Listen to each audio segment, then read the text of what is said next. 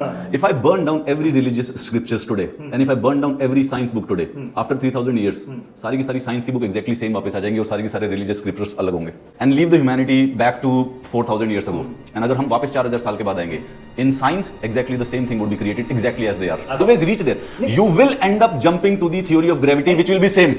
देखिए ये बहुत ही ज्यादा वाहियात आर्गुमेंट है। इसके दो रीजन है। सबसे पहला एक मैथमेटिकल रीजन है और दूसरा एक हिस्टोरिकल रीजन है। आज मैथमेटिकल रीजन कवर करेंगे।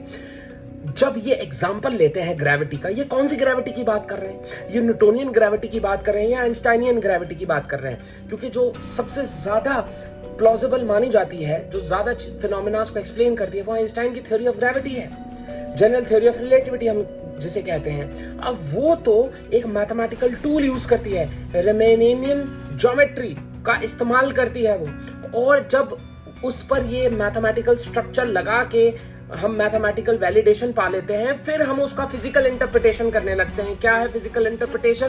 कि भाई स्पेस टाइम के कर्वेचर को बेंड कर देता है मैटर या एनर्जी।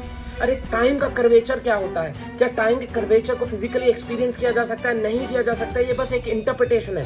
सिमिलरली अगर आप क्वांटम मैकेनिक्स की बात करें, क्वांटम मैकेनिक्स हिल्बर्ट स्पेस में काम करती है, जो एक मैथमेटिकल टूल है, कॉम्प्लेक्स नंबर्स का इस्तेमाल करती है, जो अगेन एक मैथमेटिकल टूल है। उसका फिजिकल इंटरप्रिटेशन क्या है? वेव फंक्शन का फिजिकल इंटरप्रिटेशन क्या है? कुछ नहीं है। इसलिए 7 से 8 इंटरप्रिटेशंस है। Why does the wave function collapse? कोई बोलेगा डिकोहेरेंस हो गया है, कोई बोल देगा भाई मैनी वर्ल्ड्स हैं।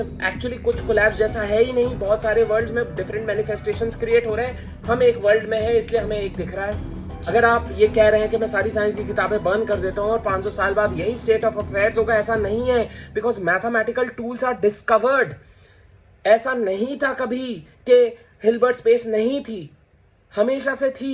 उसको क्वांटम मैकेनिक्स को एक्सप्रेस करने के लिए यूज किया गया। रेमेनियन ज्योमेट्री हमेशा से थी, उसको आइंस्टाइन ने यूज किया, वो मैथमेटिकल टूल को यूज किया।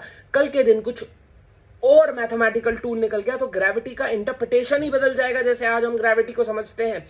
तो कुल मिला के बात यह है कि जो आज की रिडक्शनिस्ट थ्योरीज हैं, उनका बहुत स्ट्रॉन्ग डिपेंडेंस है मैथमेटिक्स के ऊपर, और मैथमेटिक्स डिस्कवर करते हैं हम। तो इस स्टेट ऑफ अफेयर्स में एक मैथमेटिकल टूल डिस्कवर कर लिया, इसका मतलब ये नहीं है कि 500 साल बाद भी वही मैथमेटिकल टूल हम डिस्कवर कर लेंगे। कुछ और भी डिस्कवर कर सकते हैं और उससे interpretation of gravity completely change हो जाएगी। तो साइंस की किताबें वैसी की वैसी रहेंगी नहीं।